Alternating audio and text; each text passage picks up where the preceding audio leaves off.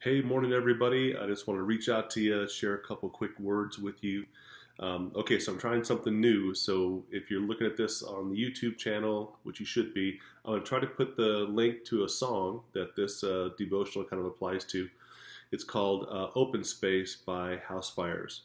And if you're seeing this on Facebook, I'll try to put it in the thing below something. But one way or the other, I want to try to tie it to this song. But I love what the song says. Essentially it says, my heart is an open space for you to come and have your way.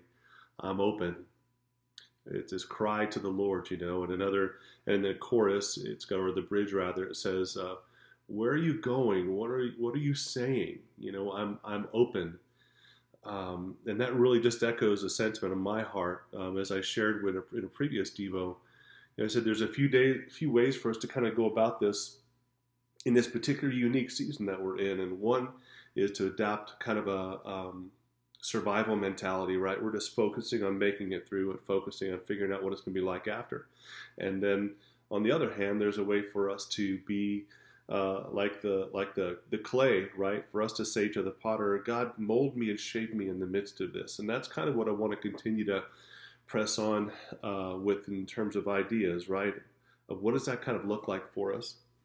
And I had this kind of thought the other day that what I found to be true of myself is I'm a guy, I'll go through and if I were a farmer, I'd be the guy to plant the seed in the ground, put a little water on it, and then just sit there with my hands on my hips and wondering why it hasn't grown yet. Just sit there and watch it.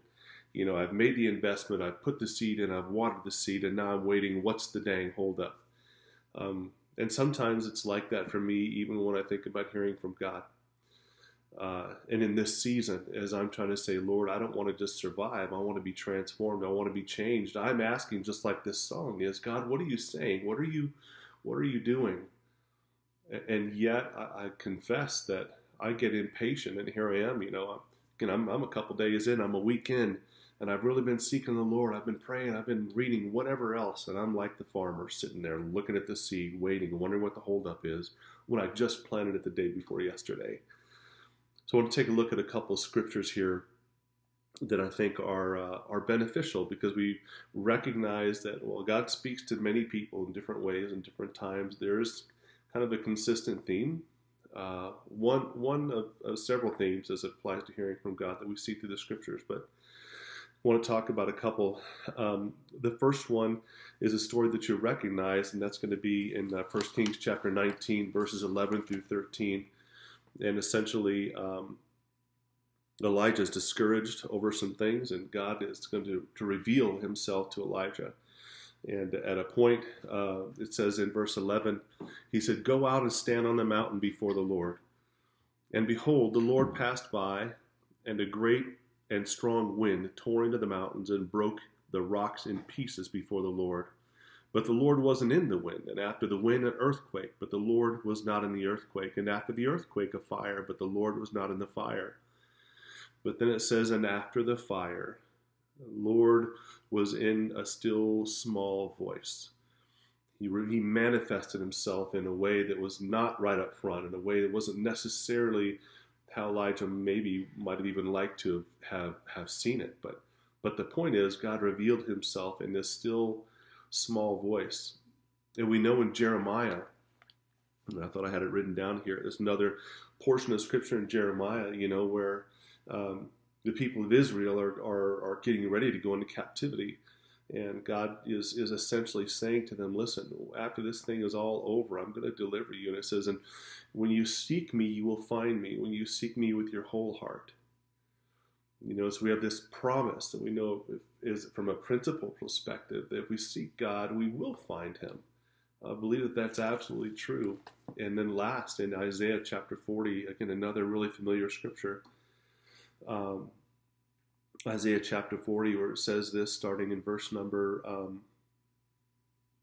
let's start off in 28, because that's like the way it sounds. So it says in verse 28, Isaiah chapter 40, have you not known and haven't you heard? The Lord is the everlasting God. He's the creator of the ends of the earth. He doesn't faint. He doesn't grow weary. Right? He gives power to the weak, and to those who have no might, he increases their strength. Even the youths shall be faint and be weary, and the young men shall utterly fall. But those who wait on the Lord shall renew their strength. They shall mount up with wings like eagles. They shall run and not be weary. They shall walk and not faint. As I think about this idea, this thing of saying, Lord, I want to hear what you're saying.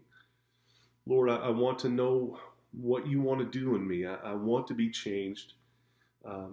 All these scriptures help me to realize, Sean, be patient, man. You can't necessarily put the seed in the ground and expect it to sprout the same day. I've got to be or do just like it says here in Isaiah. That is, I've got to be willing to wait on the Lord. And like we saw in the story with Elijah, right? Sometimes we expected God maybe to speak in a certain way, but the Lord may speak in the still small voice. But the principle we also see in Jeremiah, right? That was Jeremiah chapter 29. He said to the people of Israel, if you seek me, you will find me if you seek me with your whole heart. And so I'm standing with you guys, asking to hear from the Lord, asking to be changed. And in truth, I haven't gotten some stone tablet out of Sinai yet to say, hey, this is what I'm doing. This is what I'm doing new in you. But you know what? I know that he's faithful. And so the encouragement is for us to continue to seek him, to continue to ask and say, Lord, through this season, help me to understand what you're saying, where you're going, what you want to do in me. And then let us have the patience to know that, you know what, God may speak to you quickly. He may speak to you a little ways down the road, but we need to be consistent and continue to come out and ask and continue to let him know, Lord, I'm open. God, I'm listening.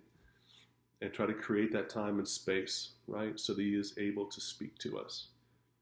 If we don't create margin, we don't allow margin to be able to be made in our lives, we'll find it real difficult oftentimes to hear his voice. So anyway, stick with it. Continue to pray. Continue to lean in. Continue to press in, guys and gals. It's worth it. So love you all. Be blessed.